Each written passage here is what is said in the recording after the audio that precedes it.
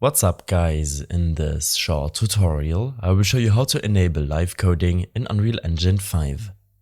This should be quite an easy tutorial, everything you need will be listed in the description below. After launching Unreal Engine, navigate to Edit and select Editor Preferences. On this window, select Live Coding in your General Settings tab. Under General, you have the option to enable live coding.